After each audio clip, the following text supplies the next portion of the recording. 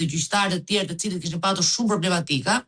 Sigurisht dhe në kapjen e bërjen e këtij procesit ku kryesonte për shembull një komision ta kryesonte Motra Belinda Ballukut, anëtar të tjerë të KPK-s ne po i shohim, njëri na u bë deputet i PS-s, të tjerët presin të rregullohen për vende pune, po nga PS-ja. Kështu që në një vetin këtë kapur, pra kur ai kapi mediat, kapi opozitën,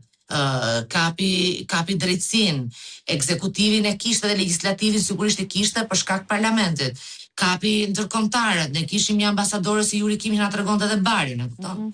Dhe çdo gjë që bënin këta, se Juri Kimin ti e kishe personin që i solli të tigrat në Shqipëri, duke offshore mbas kompanive të mëdha gjigante amerikane me fjalë të bukura kur përdoren Exxonin, që nuk ishte fare Exxonin. Kështu që në këto momente kur ky njeri u bë omnipotenti dhe kishte gjithçka në dorë, dhe kjo arrogancë shihej deri te niveli drejtorave më të ulët në drejtoritë më të parancishme të këtij vendi, sigurisht do të prodhoi vetëm ky nivel i madh korrupsionit, do të prodhoheshin to qoka që ai shkonte në Turqi dhe thoshte jo se kë do ta mori ky, se tuneli llogaras do bëj ky, se pastaj do merrej për erë Benia, do bëhet ky, do bëhet ai, si del si nani hynëroni del ai tjetri. Tani na ka dalë dashnia e madhe me izraelitët që dhe kjo në opinionin tim nuk është e tanishme, po janë sigurisht angazhime shumë të hershme që ka marrë Edi Rama, por sigurisht nuk më takon sot mua të flas, pasi shtatori do të jetë vërtet një muaj shumë i nxehtë, po shumë i nxehtë. Në aspektin dhe të zbardhjes të kësaj të fundit që ti the. Patjetër, të marrëdhënieve okulte që ka ky me këta individ izraelit, që i themi izraelit për shkak të nacionalitetit që ata kanë, se për mua mund të ishte izraelit, francez, kinez, amerikan, çdo lloj gjëje që të ishte, por këta janë këta individët, se s'duhet të harrojmë edhe gjithë betejën që u bë nga Belindi edhe për Xhetbankun, ku sigurisht edhe kjo na doli që aksioneri i Xhetbankut është miku i Edi Ramës, ku një ndër emisionet investiguese të Izraelit për tashmë 30 vite më i miri në Izrael. Nxori dhe përgjime audio ku ky thoshte ishte në shtëpinë e Sani Levish, thoshte më triti Netanyahu, qa do ky tani nga unë, se Netanyahu donte që konsulli nderit Izraelit në Shqipëri, ai Shqipërisë në Izrael të ishte jo Sanieli, po shoqja e gruas së tij, me debate që Rama bënte vizita private dhe qëndrime private në shtëpinë e Sani Levish, to tashmë janë publike dhe ky tashmë merr licencë për bank bashkë me ca individ të tjerë. Këta individët pastaj ky na shkojnë te Durana dhe regjistrojnë kompaninë aty dhe çdo shërbim i kësaj banke kalon përmjet Duranës pa taksa pasi kokërgjëje. Ndërkohë diskutohet që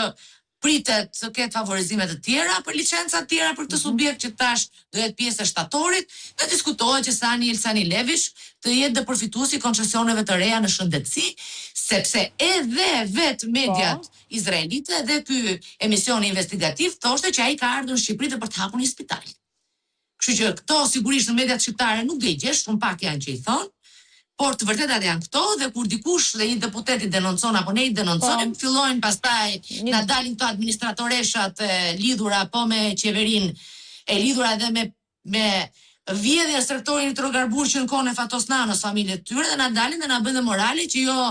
kush flet kundra kësaj qeverie që ka Gjobaxhi dhe këta individet që rrinë këtu dhe vjedhin taksat e buxhetit shqiptar të janë të mirë dhe ne duhet të heshtim sepse ne quhemi pastaj Gjobaxhi. Meqense u ndale tek denoncimet, se dua ta prekim dhe këtë, se jemi në limite kohore. Në 28 korrik në mos gaboj, Belin Këlliçi do të bënte një tjetër denoncim për cilin tha pak ditë më parë në këtë studio që nuk ka pasur asnjë lloj reagimi, asnjë lloj përgjigje për gjitha pikat që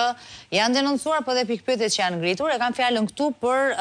atë që quhet tani mega afera e kazinosë prestanomes së Orsi Ramës, që për përfituar licencën është një tokë e blerë me 320.000 euro dhe u rivlerësua 26 milion euro, po them vetëm këtë element. Çfarë për thënë për këtë rast? Është ky si këto rastet e tjera që thjesht nëse futesh dhe investigon, dhe ne e dim kush duhet investigoj, patjetër, kryesisht këtë herë,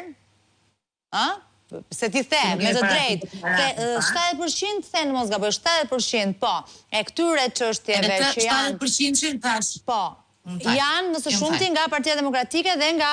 ekspertë,